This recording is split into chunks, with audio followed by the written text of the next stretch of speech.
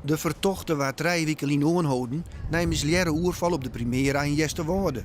Na intensieve recherche onderzoek die doelblikken dat de man ek belutsen wie bij de aanval op Marijke Heiltjes op 12 september hier.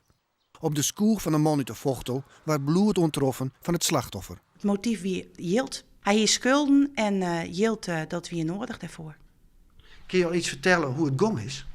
Ja, dat is op zich natuurlijk wel tragisch. Zij is toch wel mij fors geweld om het leven gebracht. Messteken. En er is ik een worsteling geweest en toen is hij om het leven gekomen.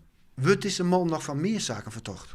Nou, het in 4 zaken heeft hij een bekentenis outline. Dan gaat het om roofovervallen? Ja, klopt. Maar er binnen nog meer zaken natuurlijk geweest. En we zien nu dat er nog een relatie is. Jesterwoude en Omkrieten is verrommen dat de vertocht uit de Vochtel bekend had. Ja, het is hier echt het gesprek van de dag in de winkel. Iedereen die had het erover. En iedereen is heel blij dat er nou eindelijk achter de tralies zit. Zonder meer. We worden zelf ook ouder. En je vertrouwt bijna niet in je meer. En het is, ik vind het een opluchting. Ex-burgemeester Oosterman van Eerstelling Werf is opgelucht door de bekentenis van de vertochten. Het gevoel van onveiligheid wat er heerst de laatste weken, of laatste maanden moet ik zeggen, kan daarmee hopelijk wel weer wat waarom rennen. Had je al contact gehad steeds met de familie in Vochtel van de dierder? Ja, ik ben ouderondersteun bij de familie West.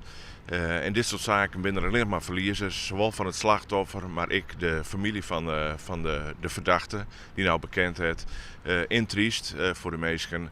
Ik heb ook contact met de vastzitter van Dorpsbelang, Vochtelo, en we proberen, mijn kwam die zaak voor de familie op een goede manier te redden, want dat is ook belangrijk.